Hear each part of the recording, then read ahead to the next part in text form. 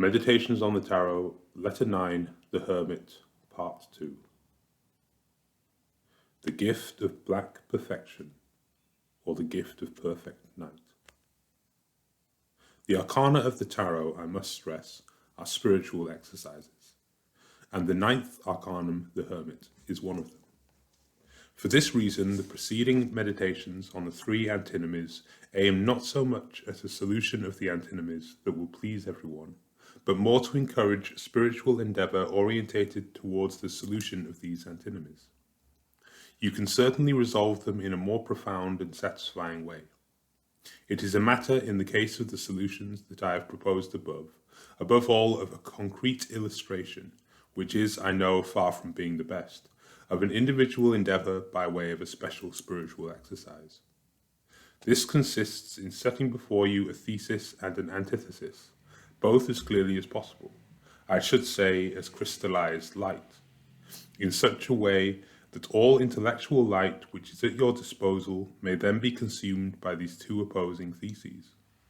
You will then arrive at a state of mind in which all that you know and clearly perceive is put into the thesis and its antithesis, so that they may be like two rays of light, whilst your mind itself is plunged into darkness. You know and see nothing more than the light of these two contrary theses. Beyond them, there remains only darkness. And it is then that one undertakes the essential thing about this exercise, namely the endeavor to draw light from darkness, i.e. an effort aiming at knowledge which appears to you to be not only unknown, but also unknowable. In fact, every serious antinomy signifies, psychologically, the light that I possess is polarized at two poles. Between these two luminous poles there is only darkness. Now, it is from this darkness that the solution to the antinomy, the synthesis, must be drawn. It is necessary to create light from darkness.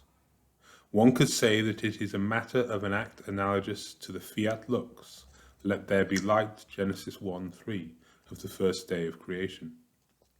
Experience teaches us that there are two kinds of darkness in the domain of consciousness. One is that of ignorance, passivity, and laziness, which is infralight darkness. The other, in contrast, is the darkness of higher knowledge, intense activity, and endeavor still to be made. This is ultralight. It is a question of this latter darkness in instances where it is a matter of resolving an antinomy or finding a synthesis.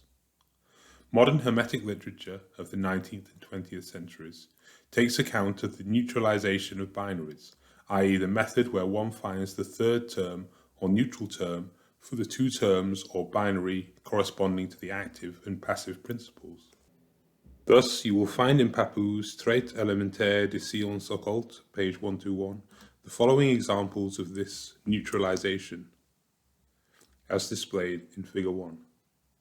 The method of the neutralization of binaries, the term was in use in Russia, I am not sure if it is used in France, is generally considered by Hermetic and occultist authors as the traditional method of Hermeticism. Now, a binary can be neutralized in three different ways. 1, above, synthesis. 2, in the horizontal, compromise. And 3, below, mixture. Neutralization above takes place when one finds the neutral term on a plane higher than the plane of the binary itself.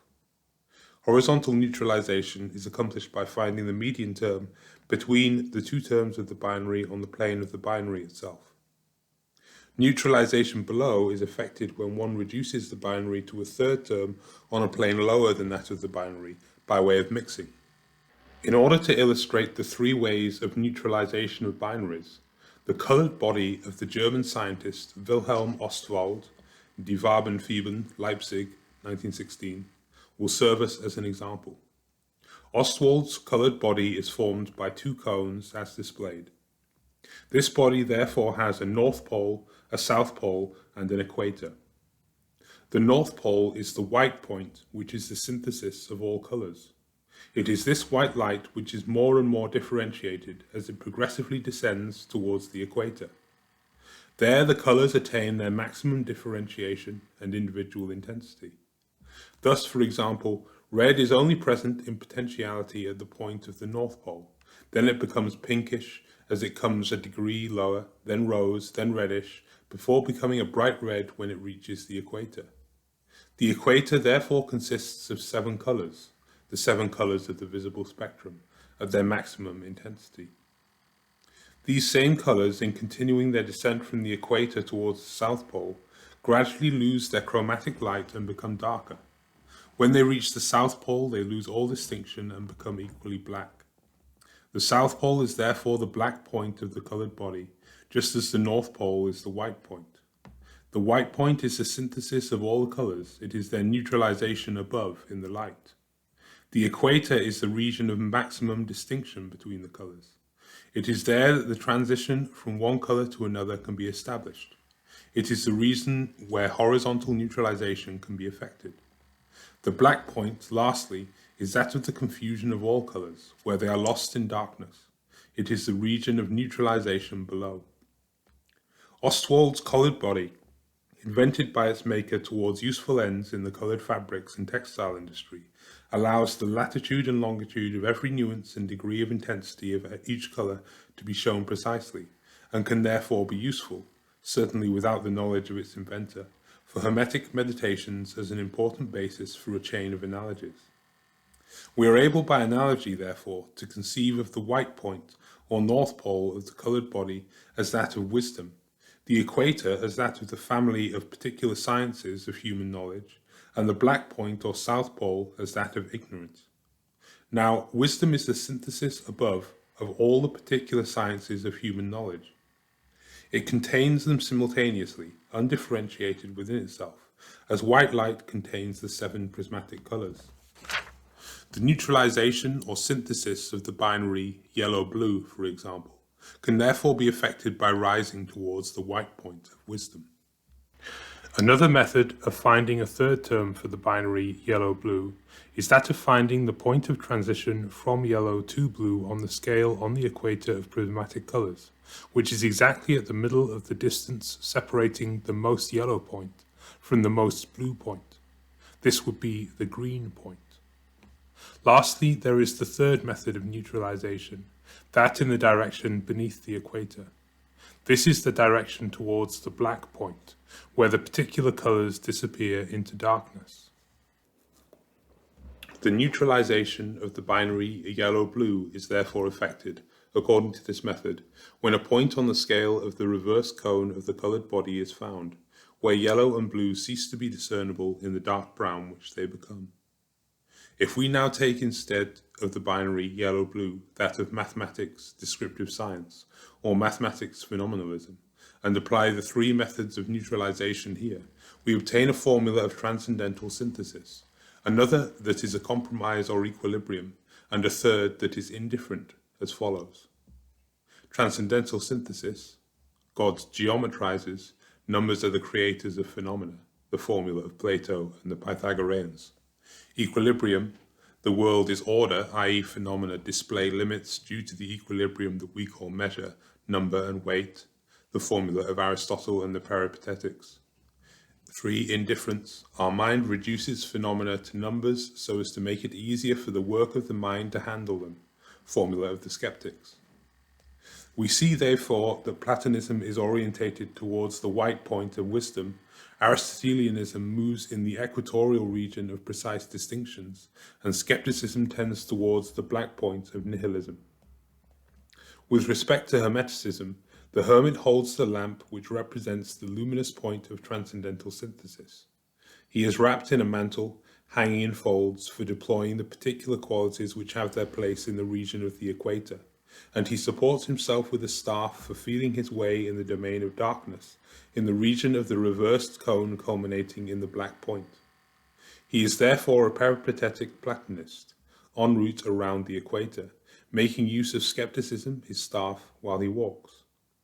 This is why the traditional interpretation of the 9th arcanum is prudence. Prudence is constant awareness of being between 2 darknesses, the darkness of the white point of absolute synthesis above, which is dazzling and which demands a slow and gradual spiritual preparation in order to be able to bear its light without being blinded, and the darkness of the black point, that of the subconscious below. Prudence is, at the same time, mobile concentration, proceeding from one particular colour to another in the equatorial region between the two opposite poles. It is wrapped in the mantle of their synopsis, not as a knowledge that is ever present in the mind, but rather as the background of each particular branch of knowledge, as the certainty of faith in the unity which certainly envelops it and with which it is clothed, but which is open at the front to make room for the use of the lamp, orientated vision, and the staff, concentrated touch. Prudence does not entail a vision that is always present in the mind, either of the white point of synthesis or of the synopsis of the rainbow of colours. It is an enveloping presence, as the subconscious envelops the conscious, and is present only as a force of orientation, as a directing inclination and fundamental impulse in relation to the conscious. Prudence never elaborates an absolute system for synthesizing all knowledge. It is occupied only with particular problems on the basis of their synthesis present at deeper levels of consciousness. A general all-embracing synthesis is formed on another level of consciousness than that where the conscious self performs intellectual work. It is thus that the prudent hermit would be able to offer you dozens of answers to dozens of questions, giving them spontaneously and without apparent care for their mutual agreement.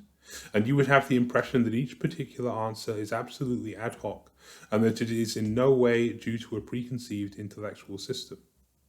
You will ask, perhaps, if this is not a matter of intellectual poetry, such that each particular answer appears spontaneously and ingeniously, although it may certainly be appropriate and conclusive.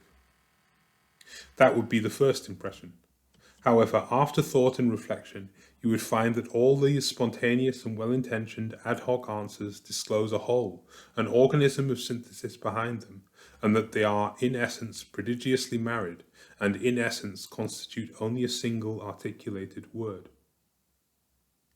Then you will understand the role played by the mantle enveloping the hermit, when he employs his lamp for seeing clearly into particular problems, and when he employs his staff for probing his terrain. The mantle is the presence at a deeper level of consciousness of the whole truth, and it is this which envelops and inspires all intellectual work relating to particular problems that is carried out by the conscious self with its lamp and staff. It is this which gives the conscious self-direction and style, and sees to it that each solution to each particular problem is in harmony with the whole. The whole truth lives at this deeper level, and is present there as the certainty of absolute faith, as the certainty of the imprint of truth from above. The initiate is not someone who knows everything. He is a person who bears the truth within a deeper level of his consciousness, not as an intellectual system, but rather as a level in his being, as a mantle which envelops him. This truth imprint manifests itself as unshakable certainty, i.e. as faith in the sense of the voice of the presence of truth.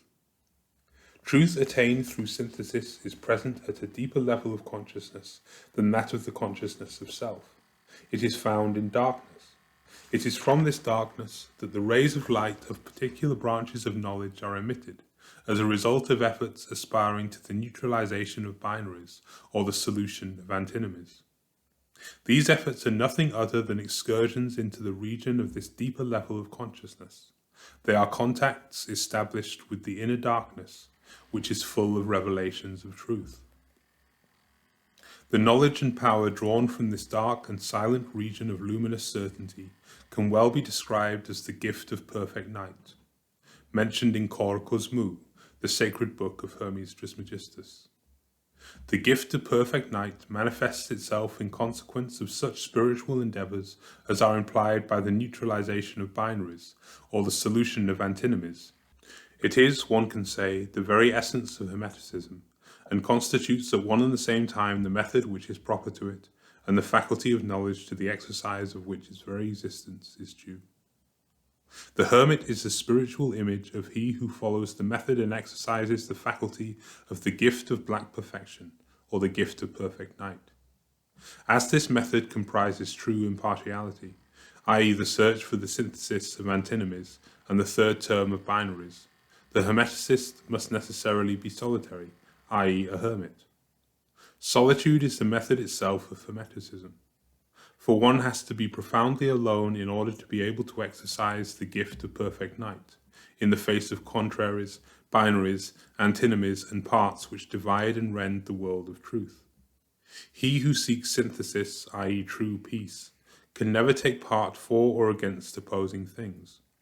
And since it is precisely taking sides which groups people into communities and divides them into sections, he is necessarily alone. He can neither embrace any human cause without reserve, nor be opposed to any human cause, being loyal to the cause of truth, which is synthesis and peace. This is why he is condemned, whether he wants it or not, to profound solitude. He is a hermit in his inner life, whatever his outer life may be. He will never be given the joy of plunging himself in national, social, or political collectivity. He will never have the blissful experience of having shared out the weight of responsibility with the multitude, and he can never fit in at festivals or orgies in the sense implied in the words "we French, we Germans, we Jews, we Republicans, we Royalists, or we Communists." The intoxication of plunging into collectivity is not given to him. He must be sober, i.e. alone, because the pursuit of truth through synthesis, which is peace, implies prudence, and prudence is solitude. This is why the gospel puts the peacemakers in the same list as those who are poor in spirit, those who mourn, those who hunger and thirst for righteousness, and those who are persecuted for righteousness' sake, assigning them another blessing than that of which they are deprived. Blessed are the peacemakers, for they shall be called sons of God. Matthew 5:9 is what is said in the Sermon on the Mount for those who refuse to take sides in the face of partial truths and prejudices, being dedicated to the cause of the whole truth which unites the world and bears peace to it. The itinerant hermit, with his mantle, his lamp, and his staff, is a travelling salesman of peace. He makes his way from opinion to opinion, from belief to belief, from experience to experience, and traces his routes so that he traverses the way of peace between opinions, beliefs, and experiences, being always equipped with his mantle, lamp, and staff. He does so alone because he walks, and no one can walk for him, and because his work is peace, which is prudence and therefore solitude. However, there is no need to take pity on him, for he has his joys, and these are intense.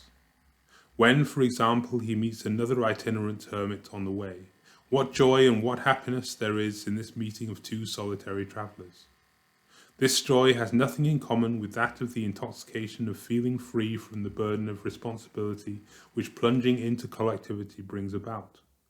On the contrary, it is the joy of responsibility encountering the same responsibility, which together share and alleviate the responsibility of a third, one who said of his earthly life, "Foxes have holes and birds of the air have nests, but the Son of Man has nowhere to lay his head." Matthew 8:20. For it is the Master whom all itinerant hermits follow and serve.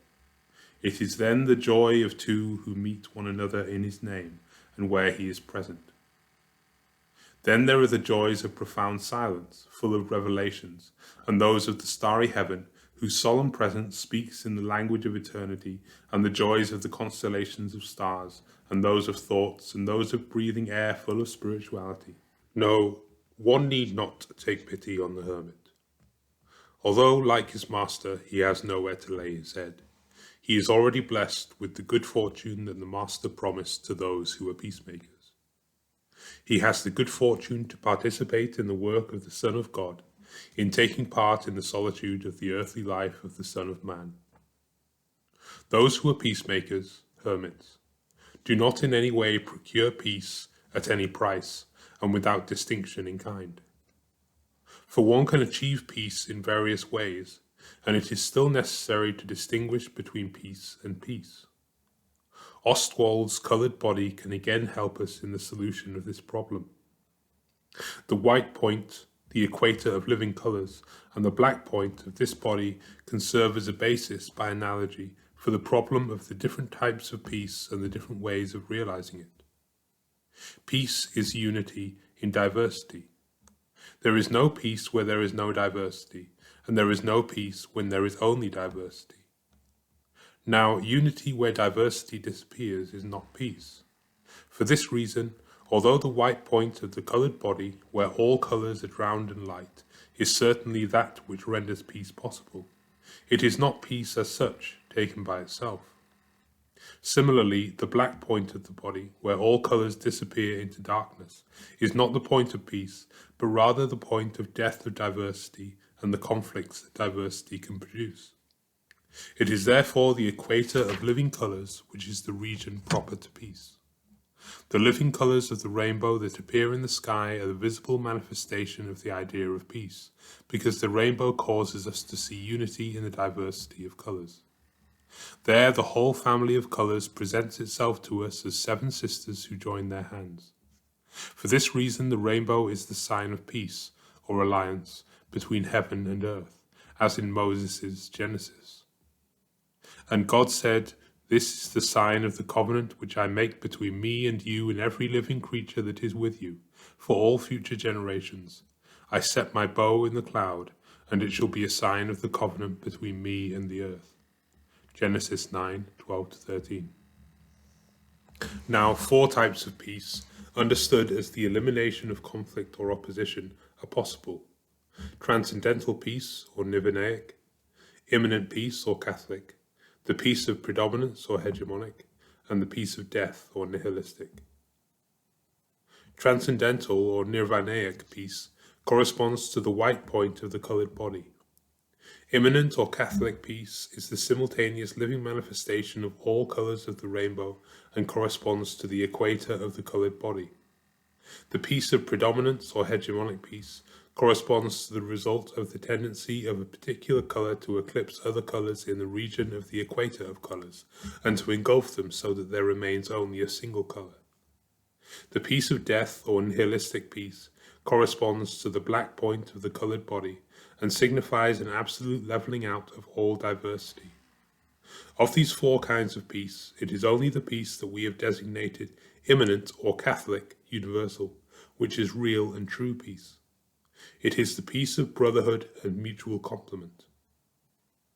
As it is this peace that the hermit has for an ideal, he is not presented on the card in the Padmasana posture of Buddhist or yogic meditation, aiming at the transcendental peace of nirvana, nor is he presented seated on the throne of power making a commanding gesture, nor lying asleep or dead on the ground, but rather he is presented as walking. He walks, i.e. he goes round the equator of living colours of the coloured body, and his way is that of peace in the sense of unity in diversity. It follows from the foregoing that the hermit, i.e. the serious hermeticist, is in no way a neutralist, although he applies himself to the neutralization of binaries or polarities, to the solution of antinomies or opposites, and to the peace of the rainbow or unity in diversity. He knows how to say no to the tendencies aiming at false peace, those of transcendental indifference, subjugation, and nihilism, just as he knows how to say yes to everything which aims at the true peace of unity in diversity. He knows how to say yes and no, these 2 magical words of the will, by means of which the will is strong and without which it goes to sleep. Yes and no, this is the very life of the will, its supreme and unique law. The will does not know of a third term between, beyond, above, or below yes and no. Amen and anathema are not only the solemn formulae of liturgy summarizing ultimate affirmation and negation, but also those of the will which lives and keeps awake. The will as such is never impartial, neutral, or indifferent. Now we have arrived at a further antinomy, a practical antinomy: wisdom, will, or universal synthesis, particular action, or also knowledge, will. One must know, i.e. see unity in diversity, and one must will, i.e. cut through contemplated unity, with a sharp sword that cuts both ways, the yes and the no of the will. To become contemplative is to turn to inactivity. To become active is, in the last analysis, to turn to ignorance. One can certainly choose to live a contemplative kind of life, but at what price? The following analogy illustrates the price of choosing contemplation as the principal way and central preoccupation of life. A boat carries passengers and a crew consisting of a captain, officers, and sailors. It is the same with the boat as with human society, which voyages from century to century. The latter also bears crew and passengers. The members of crew are vigilant so that the boat follows its route and the passengers are healthy and safe.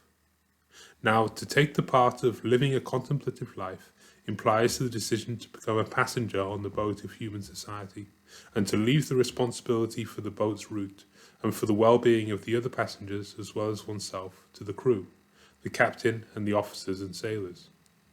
One therefore becomes a passenger on the boat of human history when one chooses a life of the contemplative kind. This is the moral price of this choice. Nevertheless, one must guard against the direct but superficial conclusion that all hermits and contemplatives in the various religious orders are passengers. Nothing could be further from the truth. Because amongst these contemplatives are found not only sailors and officers of the crew, but also even captains. It is because their work and aim is essentially practical, although spiritual, that this is so. Prayer, divine service, study, and a disciplined and austere life constitute a very active and effective endeavour, having in view the route and destiny of the boat of mankind's spiritual history. Truth to tell, it is the contemplatives who bear consciously and voluntarily the bulk of the responsibility for the spiritual route of the boat, and for the spiritual well-being both of its crew and its passengers. Contemplative, for these orders, signifies spiritual endeavour and spiritual responsibility, whilst contemplative in the sense of choosing the pole of contemplation at the expense of the pole of will within the human being means that one prefers the enjoyment of contemplation to the effort of will and action, spiritual or outward, that the latter entails. In fact, one can meet a fair number of people who enjoy the contemplative life. They are almost never from religious orders or orders of so-called contemplatives, but above all are lay amateurs who are so on their own authority. One can meet them amongst dilettante yoga practitioners, would-be Kabbalists, make-believe Sufis, and metaphysicians in general.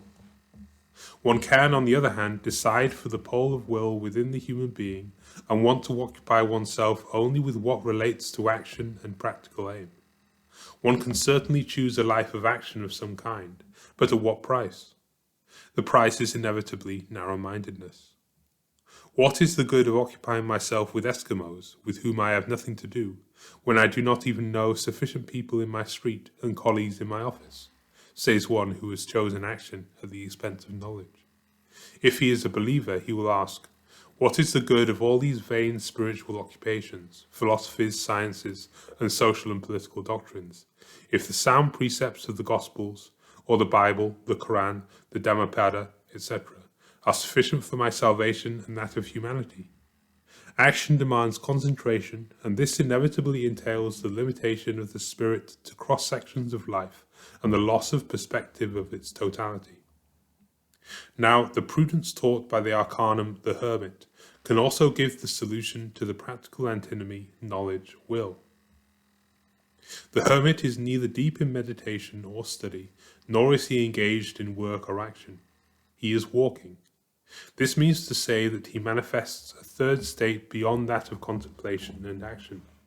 He represents, in relation to the binary knowledge-will or contemplation-action, or lastly head-limbs, the term of synthesis, namely that of heart. For it is the heart where contemplation and action are united, where knowledge becomes will, and where will becomes knowledge.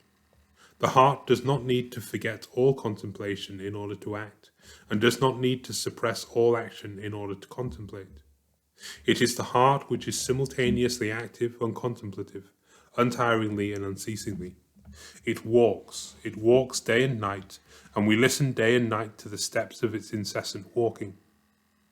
This is why, if we want to represent a man who lives in the law of the heart, who is centered in the heart and is a visible expression of the heart, the wise and good father, or the hermit, we present him as walking, steadily and without haste. The hermit of the 9th card is a man of heart, a solitary man who is walking. Therefore he is a man who has realized in himself the antinomy knowledge will, or contemplation action, for the heart is the solution here. The heart that we have in mind here is not that of emotion and the faculty of being passionate that one generally understands by heart. It is the middle centre of the 7 centres of man's psychic and vital constitution. It is the 12-petalled lotus, or Anhanata centre of Indian esotericism. This centre is the most human of all the centres or lotus flowers. For if the 8-petalled lotus or crown centre is that of the revelation of wisdom, the 2-petalled lotus is that of intellectual initiative, the 16-petalled lotus, the larynx centre, is that of the creative word, the 10-petalled lotus is that of science, the 6-petalled lotus is that of harmony and health, and the 4-petalled lotus is that of creative force. Then the 12-petalled lotus, the heart centre, is that of love. This is why it is the most human of the centres, and it is the ultimate criterion not of what a human being possesses, what he can do and what he knows, but rather of what he is. For the human being is fundamentally what his heart is. It is here that the humanity of the human being resides and is revealed. The heart is the sun of the microcosm. For this reason, Christian Hermeticism, in common with Christianity in general, is heliocentric, i.e., it attributes to the heart the central place in all its practices. The great work of spiritual alchemy, or ethical Hermeticism, is the transmutation of the substances, or metals, of the other lotuses into the substance of the heart, or gold. Ethical Hermeticism, a term employed in Russia for spiritual alchemy, aims at the transformation of the whole system of lotuses into a system of 7 hearts, i.e., to transform the human being entirely into a heart. In practice, this means to say the humanization of the whole human being, and the transformation of the system of lotuses into a system functioning by love, and for love. Thus, the wisdom revealed by the 8-petalled lotus will cease to be abstract and transcendental. It will become full of warmth, as the fire of Pentecost. The intellectual initiative of the 2-petalled lotus will become compassion-filled insight into the world. The creative word of the 16-petalled lotus will become magical. It will have the faculty of illumining, consoling, and healing. The heart itself, or the 12-petalled lotus, which alone of the centres is not attached to the organism, and which can go out of it and live, by the exteriorization of its petals, which can be rayed outwards, with and in others, will become a traveller, a visitor, and anonymous companion of those who are in prison, those who are in exile, and those who bear heavy loads of responsibility. It will be an itinerant hermit, traversing ways leading from one end of the earth to the other, and also ways through spheres of the spiritual world, from purgatory to the very feet of the Father.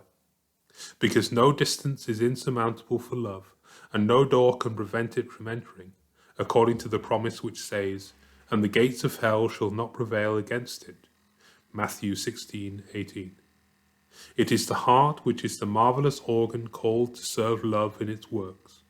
It is the structure of the heart, simultaneously human and divine, a structure of love, which by way of analogy can open our understanding to the significance of the meaning of the following words of the Master: "And lo, I am with you always, to the end of time." Matthew 28:20. The science of the 10-petalled lotus will then become conscience, i.e. the servant of God and neighbour. The 6-petalled lotus, the centre of health, will become that of holiness, i.e. harmony between spirit, soul and body. The creative force of the 4-petalled lotus will then serve as a source of energy and inexhaustible elan for the long way of the itinerant hermit, who is a man of heart, i.e. a man who has regained his humanity. The disciple of Hindu yoga and tantra meditates on or inwardly recites seed mantras, Bija mantra, in order to arouse and advance the development of these centers or chakras. He inwardly vibrates the syllable Om for the center between the eyebrows, the 2-petalled lotus, the syllable Ham for the larynx center, the 16-petalled lotus, the syllable Yam for the heart center, the 12-petalled lotus, the syllable Ram for the umbilical center, the 10-petalled lotus, the syllable Vam for the pelvic center, the 6-petalled lotus, and the syllable Lam for the center at the base of the spine, the 4-petalled lotus. Concerning the crown center, the 8-petalled lotus, There is no bija mantra for it, this center being not the means but rather the aim of yogic development. It is the center of liberation. Now, the following mantras or Christian formulae are those which relate to these centers. I am the resurrection and the life, the 8-petaled lotus. I am the light of the world, the 2-petaled lotus. I am the good shepherd, the 16-petaled lotus. I am the bread of life, the 12-petaled lotus. I am the door, the 10-petaled lotus. I am the way, the truth, and the life, the 6-petaled lotus. I am the true vine, the 4-petaled lotus. Here is the difference in the choice of method. It is a matter, dear unknown friend, of choosing between the method of vibrating particular syllabic sounds, om, ham, yam, ram, vam, and lam, and the method which has in view spiritual communion with the 7 rays of the I Am, or the 7 aspects of the perfect self, who is Jesus Christ. The first method aims at awakening the centers such as they are. The second aims at the Christianization of all the centers, i.e. their transformation in conformity with their divine human prototypes. It is a matter here of the realization of the words of the Apostle Paul. Therefore, if anyone is in Christ, he is a new creation. 2 Corinthians 5:17. The work of Christianization of the human organization, i.e. the transformation of the human being into a man of heart, is accomplished in the inner life of man, the lotus flowers being only the field where the effects of this purely inner work are manifested. Now, the domain where this transformation is immediately effected consists of 3 pairs of contraries, or practical antinomies, and 3 neutralizations of binaries, 9 factors in all, as follows. When we speak of the practical antinomy, knowledge, will, and its solution, the heart, this is only a general view of the task of integration of the human being. In practice, we have to do with will and the heart of knowledge, knowledge and the will of heart, and knowledge and the heart of the will. For there is feeling and will in the domain of thought, thought and will in the domain of feeling, and thought and feeling in the domain of the will. There are therefore 3 triangles of knowledge, heart, will in practicing the inner work of integrating the human being.